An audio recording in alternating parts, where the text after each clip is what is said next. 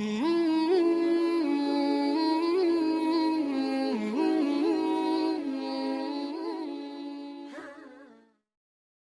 اللہ الرحمن الرحیم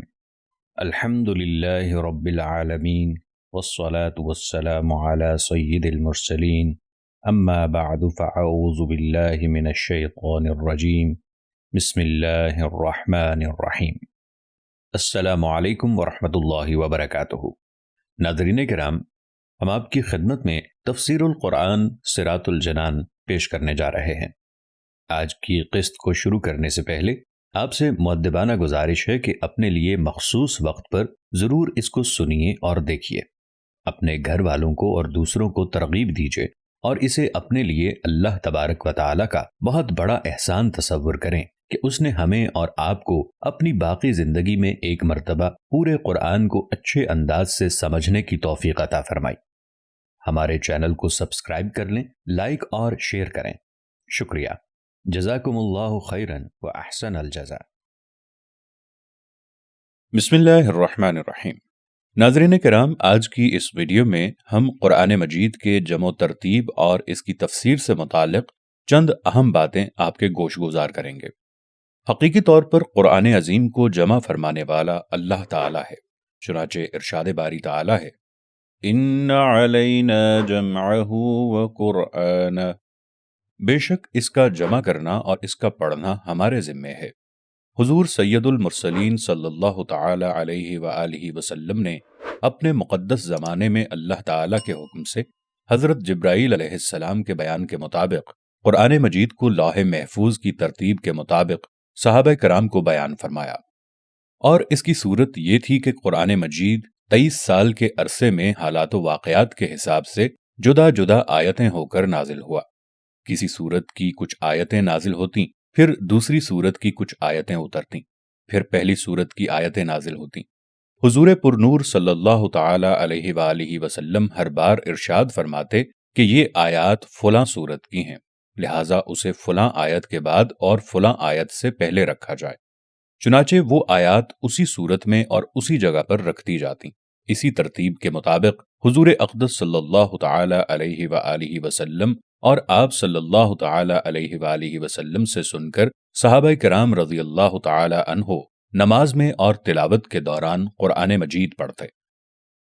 اس دور میں سارا قرآن عظیم کتابی شکل میں ایک جگہ جمع نہیں تھا، بلکہ صحابہ کرام رضی اللہ تعالی عنہم کے سینوں میں محفوظ تھا اور متفرق کاغذوں، پتھر کی تختیوں، بکری دمبے کی کھالوں، اونٹوں کے شانوں اور پسلیوں کی ہڈیوں وغیرہ پر لکھا ہوا تھا۔ جب حضرت صدیق اکبر رضی اللہ تعالی عنہ کے زمانے میں نبوت کے جھوٹے دعوے دار ملعون مسیلمہ کذاب سے جنگ ہوئی تو اس میں بہت سے حفاظ صحابہ کرام رضی اللہ تعالی عنہم شہید ہو گئے۔ امیر المؤمنین حضرت عمر فاروق رضی اللہ تعالی عنہ نے خلیفہ اول حضرت ابوبکر صدیق رضی اللہ تعالی عنہ کی بارگاہ میں حاضر ہو کر گزارش کی کہ اس لڑائی میں بہت سے وہ صحابہ کرام رضی اللہ تعالی عنہم شہید ہو گئے ہیں جن کے سینوں میں قرآن عظیم تھا۔ اگر اسی طرح جہاد میں حفاظ صحابہ کرام رضی اللہ تعالی عنہم شہید ہوتے گئے اور قرآن عظیم کو ایک جگہ جمع نہ کیا گیا تو قرآن مجید کا بہت سا حصہ مسلمانوں کے ہاتھ سے جاتے رہنے کا اندیشہ ہے۔ میری رائے یہ ہے کہ آپ اس بات کا حکم دیں کہ قرآن مجید کی سب سورتیں ایک جگہ جمع کر لی جائیں۔ حضرت ابوبکر صدیق رضی اللہ تعالی عنہ نے فرمایا، جو کام حضور اقدس صلی اللہ تعالی علیہ وآلہ وسلم نے نہ کیا وہ ہم کیسے کریں؟ حضرت عمر فاروق رضی اللہ تعالی عنہ نے عرض کی، اگرچہ حضور پرنور صلی اللہ تعالی علیہ وآلہ وسلم نے یہ کام نہ کیا، لیکن خدا کی قسم یہ کام بھلائی کا ہے۔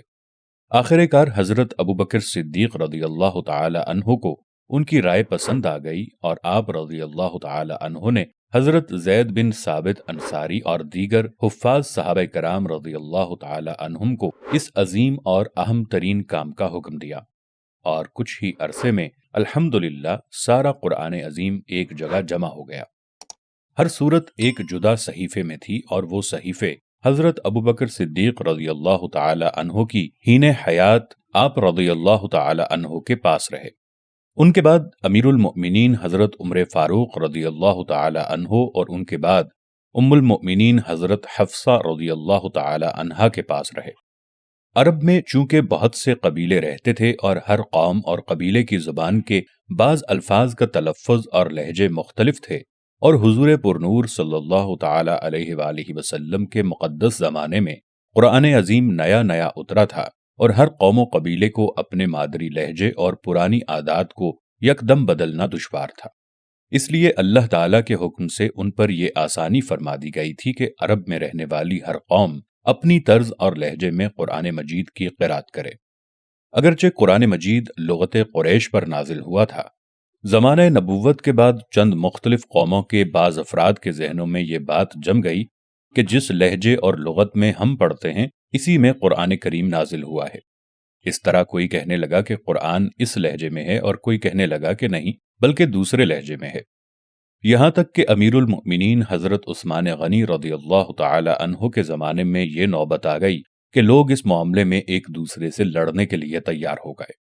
جب امیر المؤمنین حضرت عثمان غنی رضی اللہ تعالی عنہ کو اس بات کی خبر پہنچی تو آپ رضی اللہ تعالی عنہ نے فرمایا،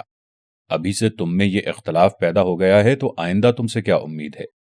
چنانچہ امیر المؤمنین حضرت علی المرتضی کرم اللہ تعالی وجہ الکریم اور دیگر اکابر صحابہ رضی اللہ تعالی عنہم کے مشورے کے مطابق یہ طے پایا کہ اب ہر قوم کو اس کے لب و لہجے کی اجازت میں مصلحت نہ رہی،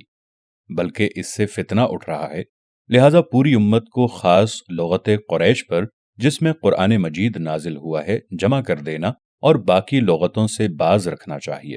اور حضرت ابوبکر صدیق رضی اللہ تعالی عنہ نے جو صحیفے جمع فرمائے تھے وہ ام المؤمنین حضرت حفصہ رضی اللہ تعالی عنہا سے منگوا کر ان کی نقلیں لی جائیں اور تمام صورتیں ایک مصحف میں جمع کر دی جائیں۔